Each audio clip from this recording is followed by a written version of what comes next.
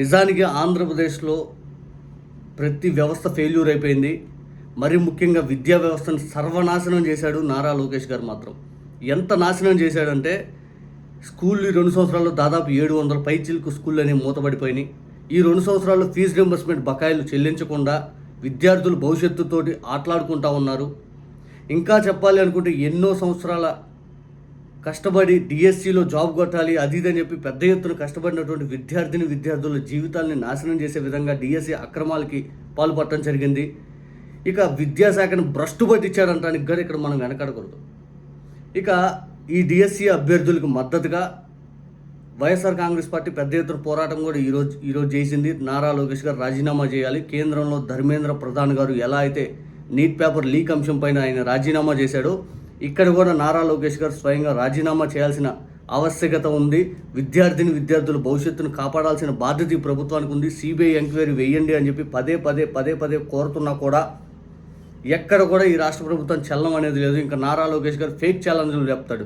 ఏమన్నంటే జగన్మోహన్ రెడ్డి గారు మీరు రండి అంట. అర్రే మీ కార్యకర్తలు మీకోసం ఇప్పుడు చప్పట్లు కొడతారేమో. నారా లోకేష్ గారు మీకు నిజంగా ఎట్లా ఉందంటే నోటికి ఏది వస్తుంది అంటున్నారు. ఒక హద్దు కానీ ఒక విధానం కానీ ఏమీ లేకుండా పోయింది. నిజంగా మాజీ ముఖ్యమంత్రి, అందులో మీకంటే వయసులో పెద్ద వ్యక్తి, ఆ వ్యక్తిని పట్టుకొని సైకో అద్దీదని మాట్లాడుతూ అసలు ఏది పడితే అది మాట్లాడుతూ ఉన్నారు.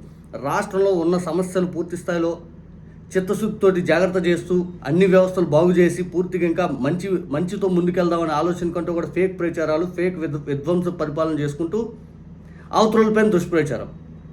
మీ పరిపాలన ఏంటి, మీ విధానాలు ఏంటి, మీ కూటమి ప్రభుత్వం ఎంత దారుణంగా ఉంది అనడానికి ఢిల్లీలో రేవంత్ రెడ్డి గారు ఒక మాట మాట్లాడారు. వినండి. పక్క రాష్ట్ర ముఖ్యమంత్రి గారు కూడా మన రాష్ట్ర పరిపాలన గురించి, మన రాష్ట్రం గురించి పదే హెచ్చరిస్తూ ఉన్నాడు. అంతకుముందు రాయలసీమ లిఫ్ట్ ఇరిగేషన్ సంబంధించి, ఆ తర్వాత ఇప్పుడు విద్యాశాఖ సంబంధించి, ఆ తర్వాత నీటి ప్రాజెక్టుల గురించి పదే ముఖ్యమంత్రిగా ఉన్నటువంటి తెలంగాణ ముఖ్యమంత్రి రేవంత్ రెడ్డి గారు పదే హెచ్చరిస్తున్నారు.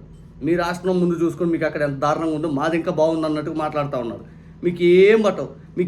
ఎంతసేపు జగన్ గారిని తిడదామా, జగన్ గారు అడిగే క్వశ్చన్లకు సమాధానం చెప్పం, మేమేదో చేసేస్తున్నాం, అభూత కల్పనలో చూపిద్దాము, ఇదే ఆలోచన. ఒక పక్క వైఎస్ఆర్ కాంగ్రెస్ పార్టీ ఈరోజు పెద్ద ఎత్తున ఉద్యమం చేసింది నారా లోకేష్ గారు రాజీనామా డిమాండ్ చేస్తూ. ఇటువంటి రోజునే నారా లోకేష్ గారి విద్యాశాఖ ఎంత దారుణంగా పేలవ ప్రదర్శన ఉందో ఒకేసారి ముఖ్యమంత్రి రేవంత్ రెడ్డి గారి మాటల్లో వినండి ఒకసారి. ఫీజు రియంబర్స్మెంట్ గురించి పదే తెలంగాణలో మాట్లాడుతున్నారు. ఆర్ కృష్ణయ్య గారు ఏ రాష్ట్రానికి సంబంధించిన రాజ్యసభ సభ్యుడు? ఆంధ్రప్రదేశ్ రాష్ట్రానికి సంబంధించిన రాజ్యసభ సభ్యుడు. ఆంధ్రప్రదేశ్ లో 10,000 కోట్ల రూపాయల ఫీజు రియంబర్స్మెంట్ బకాయి ఉంది. ఆర్ కృష్ణయ్య అక్కడ ప్రభుత్వంలో భాగస్వామి. ఎందుకు రామచంద్రరావు ఆంధ్రప్రదేశ్ లో ఫీజు రియంబర్స్మెంట్ గురించి మాట్లాడాడు? ఎందుకు ఆర్ కృష్ణయ్య గారు ఆయన ప్రాతినిధ్యం వహిస్తున్న రాష్ట్రంలో ఫీజు రియంబర్స్మెంట్ గురించి మాట్లాడాడు? బీజేపీ వాళ్ళు ప్రజల అమాయకులు, మోసం చేయొచ్చు, అబద్ధాలు చెప్పొచ్చు అని అనుకుంటున్నారు. మొట్టమొదటి బీజేపీ నాయకులు సూచన చేస్తున్నాను. కిషన్ రెడ్డి గారికి, రామచంద్రరావు గారికి, ఆర్ కృష్ణయ్య గారికి, ఆంధ్రప్రదేశ్ రాష్ట్రంలో మీ ఎన్డీఏ ప్రభుత్వం ఉంది.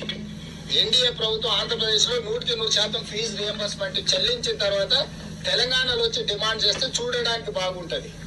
లేకపోతే నవ్విపోతురుగా నాకేటి సిగ్గు అన్నట్టుగా మరీ దిగజారి వ్యవహరిస్తున్నారు బీజేపీ నాయకులు. జగన్మోహన్ రెడ్డి గారి హయాంలో ₹1 కూడా బకాయి పడకుండా విద్యా వ్యవస్థని పూర్తి స్థాయిలో మారుస్తూ ఫీజు రింబర్స్మెంట్ బకాయిలు కూడా ప్రతి క్వార్టర్కి డబ్బులు ఇచ్చేవాడు ఆయన. ప్రతి 3-4 నెలలకైనా పిల్లల తల్లిదండ్రుల అకౌంట్లో డబ్బులు వేసేవారు, తల్లుల అకౌంట్లో. ఎక్కడ కూడా బకాయిలు పెట్టాల. వీళ్ళు వచ్చాక ₹1 కూడా ఫీజు రింబర్స్మెంట్ విడుదల అనేది జరగనట్టు కనపడతా ఉంది. దాదాపు 10,000 కోట్లు పైగా ఉన్నాయంటే అట్లాగే కదా. స్కూళ్ళు బాగు చేసింది లేదు, విద్యా వ్యవస్థ నాశనం చేశారు, ఫీజు రింబర్స్మెంట్ డబ్బులు కట్టకుండా చేతులు ఎత్తేసారు. అసలు ఏం చేస్తున్నారా? 3.5 లక్షల కోట్లు పైగా అప్పు చేస్తే పేదలకు సంక్షేమం అందించకపోగా పైపైన అభూత కల్పనల మాటలు మళ్ళీ ఇంటింటికి తెలుగుదేశం అని మేము ఇది చేసామని డబ్బాలు కొట్టాం. మీరేమి చేయలే. క్లియర్గా పక్క రాష్ట్ర ముఖ్యమంత్రి కూడా మన రాష్ట్రాన్ని వైపు ఏళ్ళు చూపించి నవ్వుతూ ఉన్నాడు. మీరు ముందు అక్కడ చూడండి 5 అని. అంత దారుణంగా ఉంది పరిస్థితి అక్కడ 5 అని. పక్క రాష్ట్రం వాళ్ళు మన రాష్ట్రాన్ని చూసి నవ్వుకోవాల్సిన పరిస్థితికి వచ్చాం మనం. అంత దారుణమైన మళ్ళీ ఏమో 16 ఏళ్ళు ముఖ్యమంత్రి, దేశంలో సీనియర్ నాయకుడు అంటా ఉన్నారు మరి చంద్రబాబు నాయుడు గారు.